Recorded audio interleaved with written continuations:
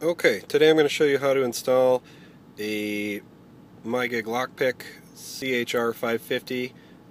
I did it in a 2012 Jeep Grand Cherokee SRT8. Some of the basic steps, if you want to save some time, it'll take you about an hour to do. Start off, take the shifter off.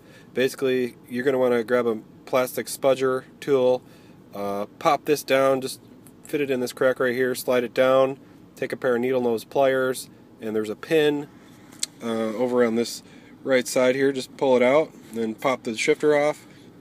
Spudge around this bezel right here. This whole thing will just pop up. Pretty simple. Once you get this bezel off, there's going to be two bolts for the center compartment door. Let me just show you. Let me turn on the light here. Basically, this whole compartment right here will need to come out. So two bolts underneath here once you get this bezel out. And once you do take those two bolts off, you're going to want to go very slowly and remove the radio bezel all the way around here, just with the plastic spudger tool as well. Again, there's a couple of connections underneath here, I believe two, that you'll need to just take off pretty carefully. Once you get that off, I think there's a couple more under here. You're going to have to take the keyless entry module off. There's two bolts behind here. Once you get that off, there's also a couple connections you'll have to remove. Very simple. And then there's one bolt holding the center compartment storage bin in place. It's basically the bolt that's behind the keyless entry module. So once you get that out, you'll be able to remove this whole compartment here. And once you get that out, basically what I did is I just drilled a hole in the top of the plastic up here to run the iPod cable. I'm using an iPod Classic. It's a 240 gig model, so basically it's just going to be used for videos, music videos, that type of thing. I also have an iPhone 4S that works perfectly, streams video, does Netflix, Pandora, basically everything, so it's great.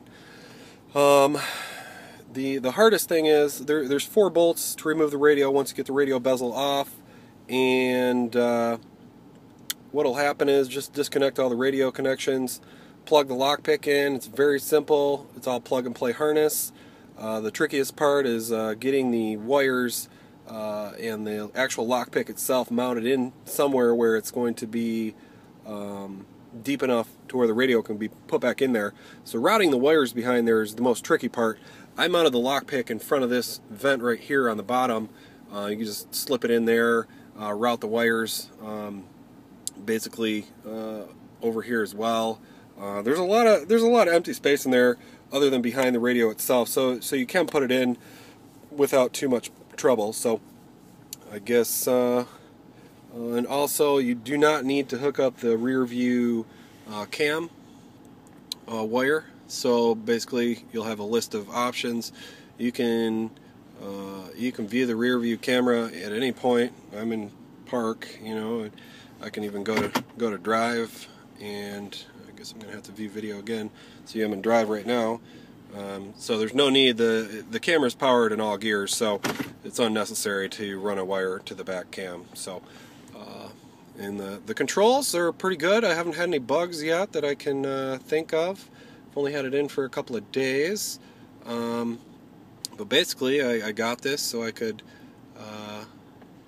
watch movies and music videos and stream music and everything. So I'm not going to be watching them on the road, obviously. It's just for passengers. So, and it also unblocks all the locked functions. So, enjoy.